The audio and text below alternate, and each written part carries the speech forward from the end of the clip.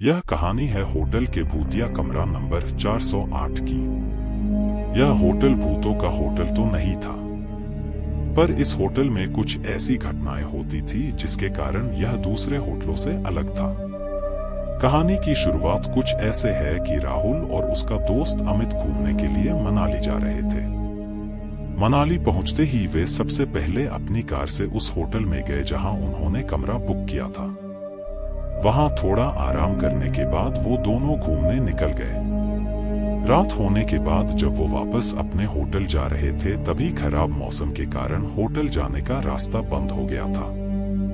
रास्ते को सही होने में सुबह तक का समय लगने वाला था। राहुल और अमित ने सोचा कि अपने होटल तो आज रात जा नहीं सकते, इसलिए यही आस पास में किसी होटल में एक रात के लिए कमरा बुक कर लिया जाए और सुबह होते ही अपने होटल चले जाएंगे। वो दोनों कमरे की तलाश में अपनी कार से इधर उधर होटल ढूंढने लगे। आसपास कोई इंसान भी नहीं दिख रहा था जिससे वो लोग किसी होटल का रास्ता पूछ सके। काफी समय बीत जाने के बाद उन लोगों को एक बूढ़ा आदमी दिखा। राहुल ने अपनी कार रोककर उससे होटल का रास्ता पूछा। बूढ़े ने एक और इशारा करते हुए होटल का रास्ता बताया। राहुल बुड्ढे के बताए हुए रास्ते के तरफ अपनी कार लेके चल दिया। कुछ दूर चलने के बाद उन लोगों को एक होटल दिखाई दिया। राहुल और अमित ने चैन की सांस ली और होटल के अंदर चले गए। होटल के अंदर जाके उन्होंने काउंटर पर खड़े आदमी से रात भर रुकने के लिए एक कमरा मांगा। उस आदमी ने होटल के कुछ नियम बताए और एक कमरे की चाबी राहुल को दे दी। राहुल और अमित चाबी लेके कमरे की ओर चल दिए। चाबी पर कमरे का नंबर लिखा था, कमरा नंबर 408। राहुल और अमित चाबी लेके कमरे की ओर चल दिए। होटल में हर मंजिल पे चहल पहल थी। इन दोनों का कमरा चौथे मंजिल पे था। वो मंजिल बिल्कुल सुनसान थी। खैर वे लोग इस बात पर ज्यादा ध्यान नहीं दिए, उन्हें तो यहाँ बस एक रात ही गुजारनी थी, इसलिए वे लोग अपने कमरे के अंदर चले गए। अंदर पहुंच के उन्होंने देखा कि ये उस कमरे में तो काफी धूल है। ऐसा लग रहा था जैसे कई सालों से वो कमरा बंद पड़ा हुआ है। वहां ना तो पीने का पानी था ना ही नहाने का। राहुल ने वहां पे रखे फोन से होटल के स्टाफ को कॉल किया। कॉल किसी ने उठाया पर कुछ बोला नहीं। डरवानी सी हंसी के बाद कॉल कट गया। उसके तुरंत बाद ही वापस उसी फोन पे कॉल आया। इस बार होटल के स्टाफ ने कहा, सर आपने कॉल किया था, बताइए हम आपकी क्या मदद कर सकते हैं।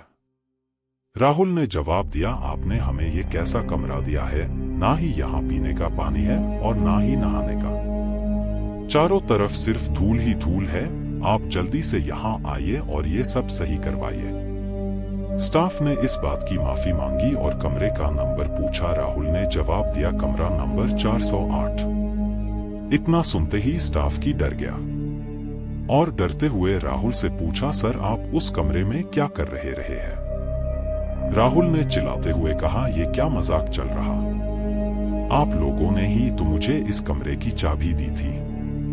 स्टाफ सहमी आवाज में बोला, सर जितना जल्दी से जल्दी हो सके आप उस कमरे से बाहर निकलिए और नीचे आइए। राहुल ने पूछा, पर क्यों। स्टाफ ने तुरंत जवाब दिया, सर सवाल बाद में पूछ लेना, बस अभी आप वहां से बाहर निकल जाइए, वहां आपकी जान को खतरा है। इतना सुनते ही राहुल और अमित कॉल कट करके कमरे से बाहर निकलने के लिए दरवाजे की तरफ जाने लगे।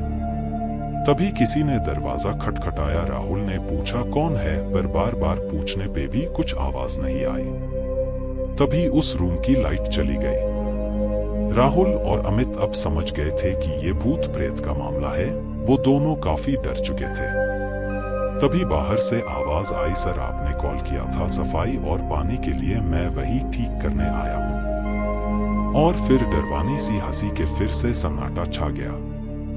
तभी फिर से कमरे में रखे फोन पर कॉल आया। राहुल ने कॉल उठाया। कॉल स्टाफ का था। उसने कहा, सर अभी तक आप उस कमरे से निकले क्यों नहीं। राहुल ने जवाब दिया, नहीं, कमरे के बाहर एक होटल का स्टाफ आया है जो कह रहा है कि वो सफाई और पानी ठीक करने आया है। इतना सुनते ही होटल के स्टाफ ने राहुल से बोला, सर कुछ भी हो जाए आप दरवाजा मत खोलना। अगर आपने दरवाजा खोला तो आपकी मौत भी हो सकती है। यह सुनते ही राहुल और अमित दोनों बहुत डर गए। फिर स्टाफ ने कहा, सर आप अंदर ही रहिए, हम लोग आपको बचाने ऊपर आते हैं। कुछ देर बाद कमरे के बाहर से आवाज आई, सर हम लोग आ गए हैं, आप दरवाजा खोलिए। साथ में कुछ और लोगों की भी आवाज आ रही थी, इसलिए राहुल और अमित ने दरवाजा खोल दिया। उन्होंने देखा सामने सच में होटल का स्टाफ ही था। दोनों ने चैन की सांस ली। फिर सभी लोग वहां से जल्दी ही नीचे आ गए। राहुल ने काउंटर पर देखा, पर वहां पर कोई दूसरा स्टाफ था जिसने राहुल को चाबी दी थी, वो कहीं नहीं दिखा। ये सारी बातें राहुल ने वहां के लोगों को बताई। उन लोगों ने राहुल से कहा, सर आपको जिसने चाबी दी थी वो भी पहले इसी होटल में काम करता था, पर अचानक से एक दिन कमरा नंबर 408 में रहस्यमयी तरीके से उसकी मौत हो गई। तब से उसकी आत्मा इसी होटल में रहती है, पर वो बस उन लोगों को ही परेशान करती है जो 408 कमरे के पास जाते हैं। पता नहीं आज आप लोगों को वो कैसे उस कमरे तक ले गई। राहुल और अमित अब सारी बातें समझ चुके थे। जैसे तैसे उन्होंने वहां रात गुजरी और सुबह होते ही अपने होटल की ओर चल दिए।